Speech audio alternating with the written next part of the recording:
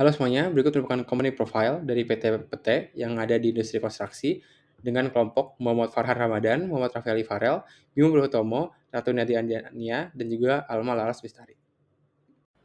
Untuk overview PT-PT, PT-PT adalah perusahaan konstruksi yang berbasis di Jakarta Timur dengan 5 kantor cabang di kota-kota besar di Indonesia. Berdiri sejak tahun 2021, PT-PT telah menyelesaikan lebih dari 20 proyek besar, meliputi infrastruktur, properti komersial, dan residensial.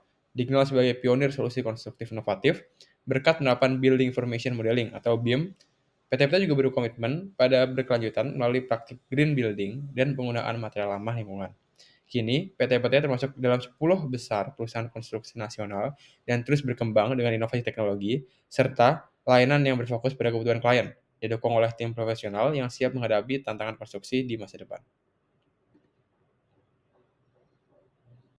Untuk visinya sendiri, yang pertama menjadi perusahaan konstruksi terkemuka di Indonesia yang menyediakan solusi konstruksi berkualitas tinggi, berkelanjutan, dan juga tepat waktu.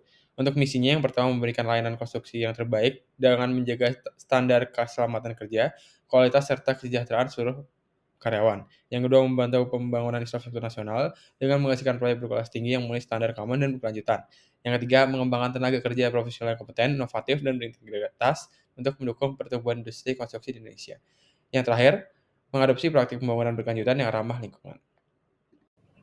Selanjutnya merupakan struktur organisasi dari PT-PT. Di sini terdapat founder dan CEO sebagai utama dan penanggung jawab operasional.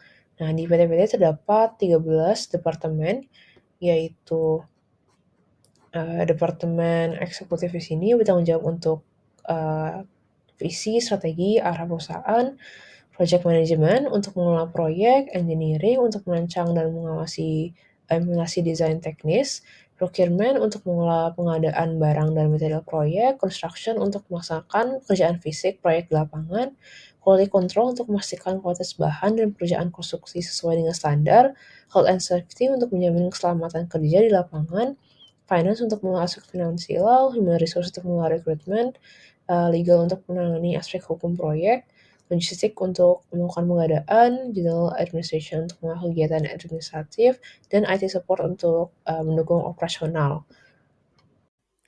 Selanjutnya ada model bisnis dari PT-PT. Nah, model bisnis ini berisikan ada beberapa poin-poin.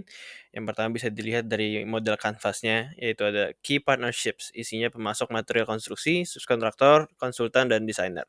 Lalu ada key activities dari PT-PT sendiri, yaitu adalah merancang dan memanage proyek, pembangunan dan konstruksi, kontrol kualitas, dan keamanan. Lalu ada juga value proposition yang menyediakan layanan konstruksi yang memenuhi standar dan mengutamakan kualitas, mengadopsi praktik pembangunan berkelanjutan, dan menggunakan teknologi terbaru dalam perencanaan dalam pelaksanaan proyek. Lalu customer relationship pada PT-PT juga menyediakan konsultasi proyek untuk memenuhi kebutuhan spesifik pelanggan, menjalin komunikasi yang baik antara manajer proyek dan klien serta menjaga hubungan berkelanjut. Lalu juga ada customer segments, yaitu adalah dalam pemerintah dan juga perusahaan swasta dan pengembangan properti.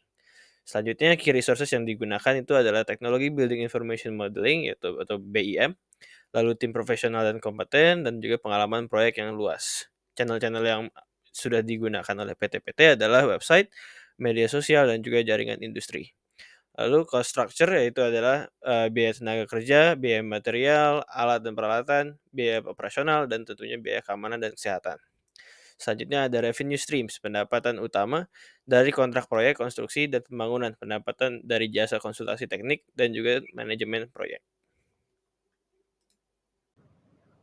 Selanjutnya merupakan denah dari PT-PT. Di sini terdapat ruang eksekutif, ruang rapat, ruang serbaguna, open discussion hall, general administration, WC, musola, serta resepsionis. Selanjutnya adalah domain yang digunakan oleh perusahaan PT-PT. PT-PT mengakses Odoo melalui domain pt-konstruksi.my.id dengan port 8069. Bagian selanjutnya merupakan pembagian kerja dari anggota kelompok PT-PT. Untuk bagian kerja saya membuat Odoo SOD dan domain dengan DigitalOcean rumah web dapat diakses melalui PT Konstruksi MyID 8069. Kemudian saya juga melakukan perancangan company profile, yaitu keseluruhan dari bab 1 dan mengerjakan modul wajib training, termasuk penyelesaian modul, proses bisnis, skenario, serta master data. Kemudian saya juga melakukan pengerjaan modul wajib payroll dari penjelasan modul, proses bisnis, skenario, serta dilengkapi dengan master data juga. Nah, kemudian saya juga mengerjakan modul extra vehicle request untuk mengolah permintaan kendaraan dari modul, penjelasan modul, proses bisnis, skenario, dan juga master datanya. Kemudian saya mengerjakan modul extra insurance yang digunakan untuk mengasuransi dari penjelasan modul, proses bisnis, serta skenario-nya, dilengkapi juga master data insurance. Nah, kemudian saya juga menggunakan modul PPH 21 yaitu mengcoding dan menulis beberapa bagian laporan terkait modul custom PPH 21.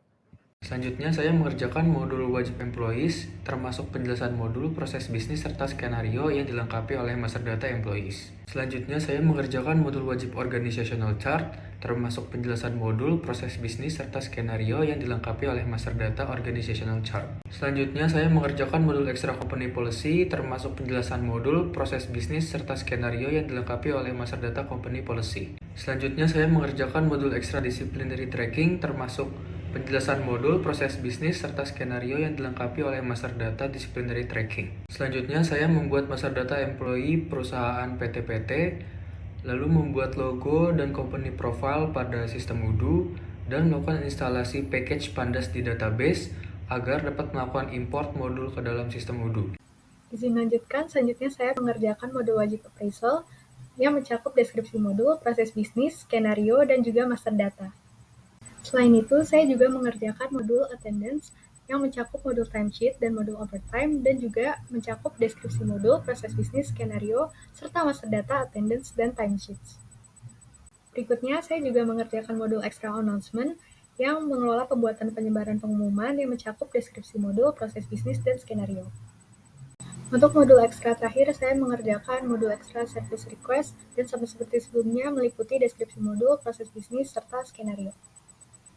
Untuk pembagian kerja terakhir saya membuat master data job position, di mana saya membantu pembuatan dan memvalidasi isi dari master data job position. Pekerjaan saya yang pertama adalah untuk membuat modul time off, mengimplementasikannya dengan deskripsi modul, posisi dan juga master data serta skenario-nya untuk mengajukan cuti. Selanjutnya saya juga mengerjakan modul wajib expense. Ini berperan sebagai pencatatan jenis pengeluaran, reimbursement, dan juga pencatatan kejuruan perusahaan. Dengan pengerjaan dari modul yang ada di docs, proses bisnis, master data, dan juga skenario-nya. Yang ketiga, saya mengerjakan modul extra legal action untuk manajemen kasus hukum yang sedang berjalan di perusahaan PT-PT melawan karyawan ataupun pihak lainnya. Di sini saya juga mengerjakan mulai dari modul, proses bisnis, juga master data, dan skenario.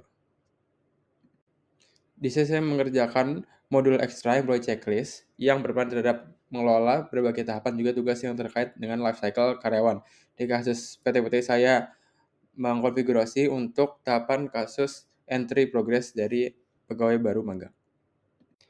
Terakhir, saya juga melakukan analisis internal terhadap PT-PT melalui its strength, weakness, opportunity, dan threat atau SWOT yang dapat dilihat pada tabel berikut. Pada pembagian kerja, saya mendapatkan pengerjaan modul wajib rekrutmen. Nah, modul wajib rekrutmen ini digunakan untuk mengelola dan pembuatan dan pendaftaran sistem lamaran kerja oleh manajer HR.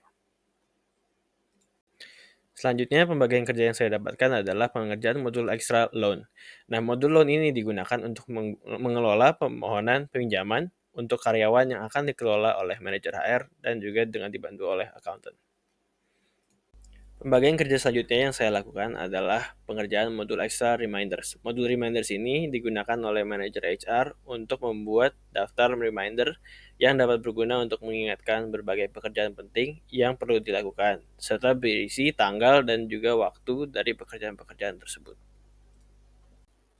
Saya akan mewakilkan kelompok PT-PT untuk mengucapkan terima kasih atas perhatiannya dari presentasi kami, dan mohon maaf jika ada salah perkataan dan perbuatan pada presentasi. Wassalamualaikum warahmatullahi wabarakatuh.